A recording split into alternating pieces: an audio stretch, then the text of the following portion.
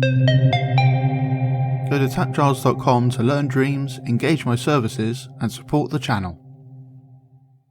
So I've spruced up the score display a little bit, and I'm going to spruce it up some more with an animation every time a coin is collected.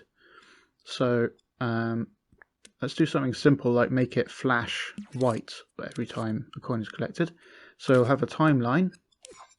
Let's all put this into a chip while I'm here, like that, and just drag it all in like that. And then I'll keyframe the color of this to be white, like that. And it will just kind of pulse like this. So let's have a switch just for testing so I can see what it looks like. So when it gets triggered, it will kind of flash like that. Maybe it should go like that instead. And it's kind of continuing on, but I want it to play from the start every time. So I'll use once mode. Yeah, so it's doing a nice little flash, nice and subtle. And we'll have that happen each time the score increases. So we'll put that on there. So now when the score increases, that timeline will play. And you can see it flashing white. And we can actually make it glow, I think. So it kind of draws the eye a little bit with a bit of glow. Yeah, that's not too bad.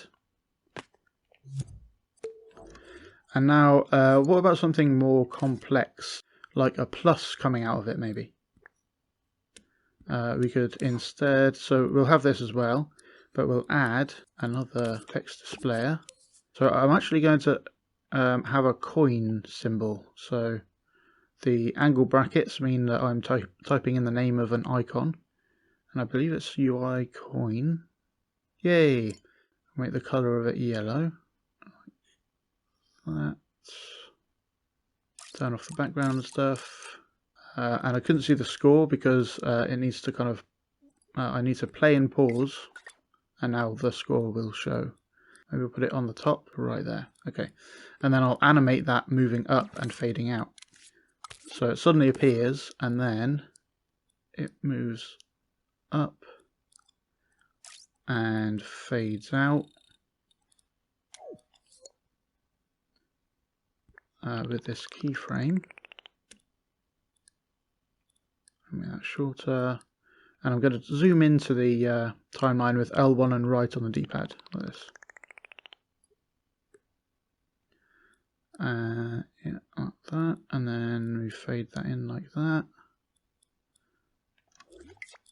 And I'll use a switch again to test.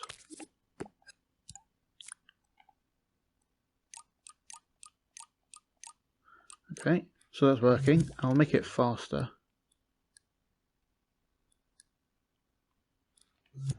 And then try it out in the game.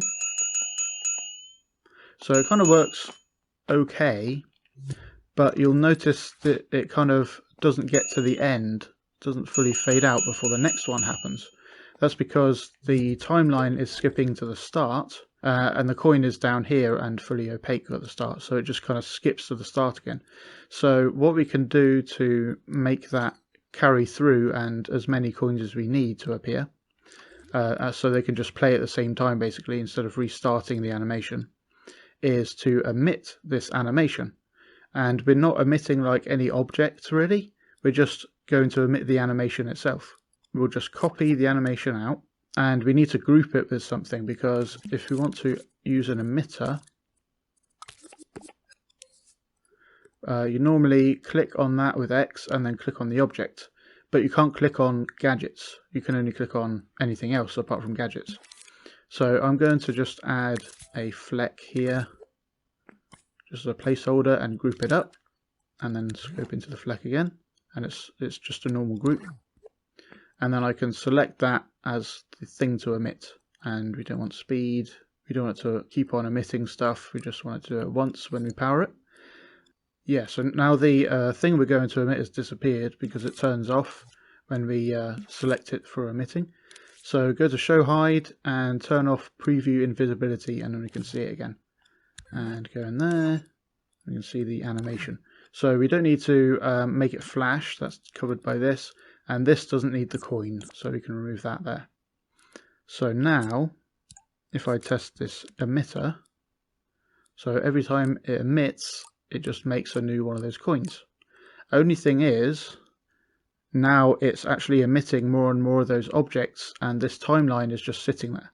So we want that timeline to destroy itself once it's finished its animation with the destroyer, and we link it up with the affected objects wire onto the group, and now we can emit, and you can see it disappearing there. And when will this emit? It will just emit when we increase score, that kind of thing. So now you can see there's definitely more than one at the same time, but it all works. And we don't want that fleck to actually be visible, so we'll just turn off that fleck, and that's fine. And I'll keep it over here. Another way you could do that is like emitting it from the object. So if the object is adding 10, then emit a thing that says it's adding 10 or whatever. Cool. Thanks for watching. I hope you learned something interesting. Go to patreon.com/TAPgiles to learn something new every day.